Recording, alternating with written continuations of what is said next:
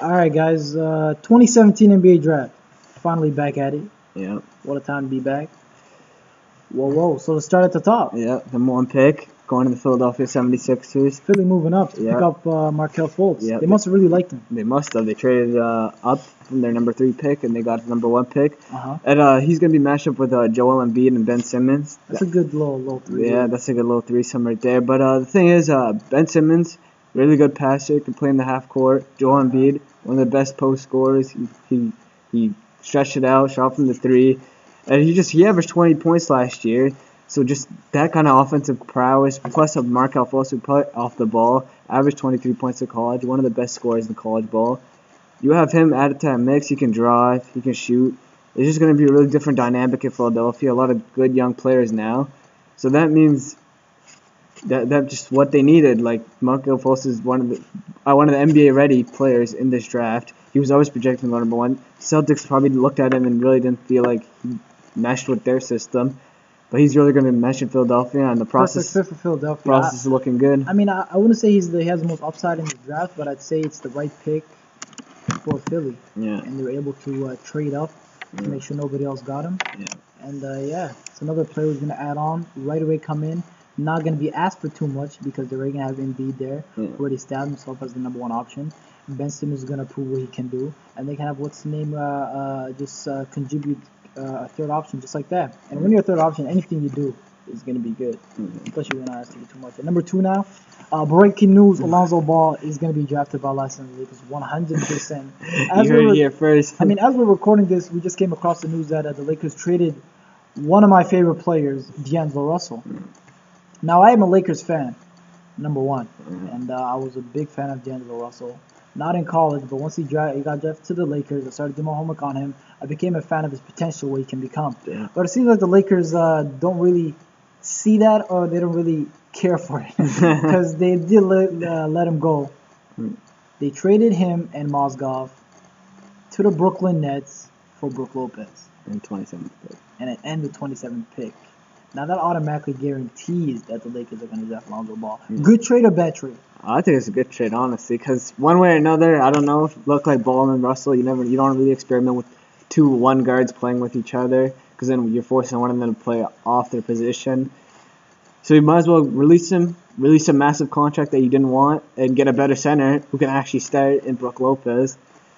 And now, I don't know, you don't really have any assets to get Paul George, so I don't think you're going to trade for Paul George. You're probably just going to wait till he becomes a free agent.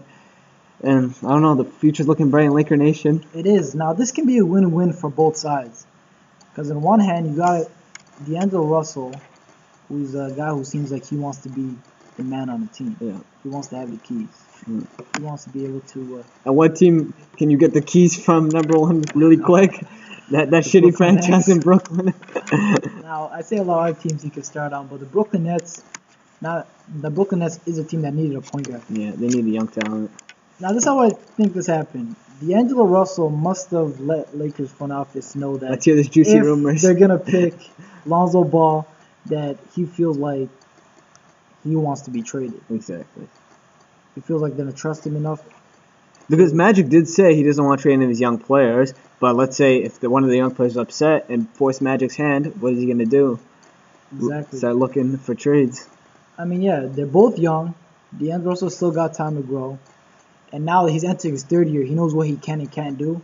Give him a team that's his. Now we can really see what he's capable of doing. I'm excited to see what he does there down in Brooklyn. Right, going back to New York. Going back to New York, huh? That was funny. But yeah, so yes, the Los Angeles Lakers is basically a 100% lock. Seems like LeVar Ball's prophecy came through. Came true. He said the Lakers are going to get that ball, and they're going to get that ball. It's a fact, man. Print out the Los Angeles Lakers ball jerseys, man. I'm trying to get Send one in right my now. boy Twiz right now. He needs Send it. him my way. I'm trying to buy some right now. Let's move on to the 3rd pick. Yeah, Boston Celtics, they went down from 1 to 3. Probably because they knew the person they're trying to get, they didn't need the number 1 pick to get him, and that's probably Josh Jackson. Really athletic guy, great defensive IQ. They need that defensive prowess on their team. A team lacking a lot of defense. shown by my Cavs smacking them in 5 games. Very true. Should have been a sweep, but that's another story. Now, yes, they can also. I see them packaging off some of their younger players. Exactly. To maybe package make room a for Jalen another Brown, other picks they have. Maybe try to get a Jimmy Butler or Blake Griffin, one of those guys, another good defensive player. One thing that the Boston Celtics did well is if Danny did never draft a superstar or an all-star, is they always had assets on their team that they can trade and receive value from. So that's one thing to give them credit for. They had the 3rd pick last year. They selected Jalen Brown. He's a good player, not a great player. Yeah. Now they have opportunity to draft at the same number, the 3rd pick, and they have an opportunity to draft a player like Jalen Brown, but just a little bit better when it comes to the offensive side. Same potential defensively, but Josh Jackson right now is better even before he starts the NBA game as an offensive player. Yeah. So yeah, they're in a good position themselves right now. Only can get better. I like that for the Boston Celtics getting Josh Jackson. Josh Jackson, of course. For the 4th pick, we got the Phoenix Suns, most likely selecting the best player available at this time, and for a position that they most likely need the most, which is the wing position. And we got Jason Tatum. Now, Jason Tatum is really not a spectacular player to me, but like I said, he's the best player at that position for this number. Jason Tatum, one of those Duke guys, good player, comes out of a good program, can come and contribute right away for that Phoenix Suns team. They need some scoring. They got Devin Booker as the number 1 option. Jason Tatum can come in there and make himself the number 2 option, and Phoenix can start building something because even T.J. Warren. Now, the knock on Jason Tatum is that he can't shoot. Exactly. You know, he does a lot of things good, just not a lot of things great. Yeah. He does not really do a lot of things bad, extremely bad, but it's just a lot of things that he just doesn't do. Exactly. You know what I mean? He's not the highest jumper. He's not the best shooter. Yeah. Things like that. But like we said before, he's the only player you can take at this position. Who else would they take? All they have left is a bunch of guards, and they already have guards stacked up to the top. They have front court stacked up to the top. Yeah. So the best case scenario for them was to land either the top 3 pick, but not. They got the 4th pick. Either they would have traded us off, but there's nobody else really entertaining the trade for the 4th pick. We go number 5. 5th pick, wrap it up. Those Kings, Sacramento Kings. Sacramento Kings. The Sacramento Kings. Will they finally make a draft pick that will turn the franchise around instead of trading away all the picks that they make? This might be the guy, De'Aaron Fox, really good player. He was not even projected to be that high, but he really impressed at the combine. One of the fastest players, looking like John Wall out there. John Wall with a jump shot. Exactly, that's what we call him out here on Waves.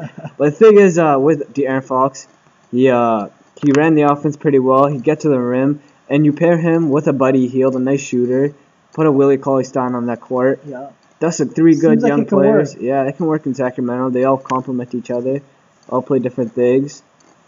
So, future's looking bright there too. No complaints here. I think De'Aaron Fox is the right guy to pick. Yeah, it's a no-brainer. You only got Ty Lawson and Darren Collison at the points. Other point guards at this time is probably only my man Dennis Smith, who I think is the most ready now, who's going to explode the first year. I see Dennis Smith as being Rookie of the Year.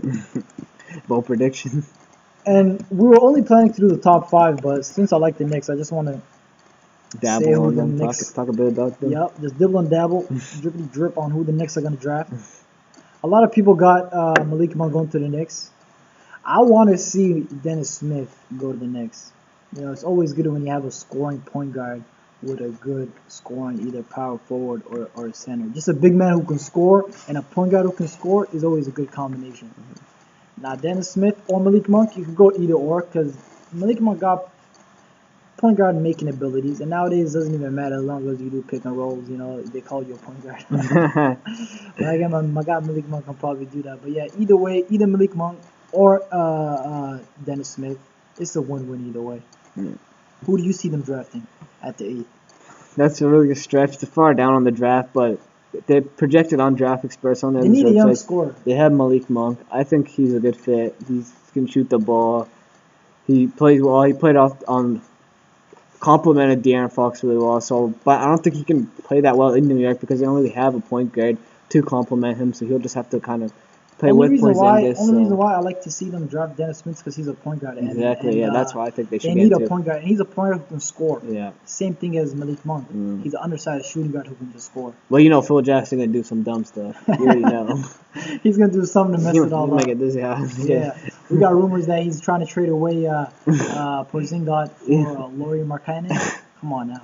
What you doing, Phil? Him for Get out of New York, Phil. You're literally gonna trade him away for somebody who's being compared to Porzingis, and we know what Porzingis is. It's just about what he's gonna become. We don't know if this guy's gonna be able to translate yet. Yeah. But anyway, there you have it. There's our predictions for the 2015, top 5 draft picks. Yeah. Tune into the draft on Thursday. After draft Thursday, we'll be making a follow-up. See all the trades, all the who drafted who. You know, things are gonna get real hot, real fast, and we gotta be there to cover it all, baby. Yep. All right, guys. See you for the next video, man. And we out.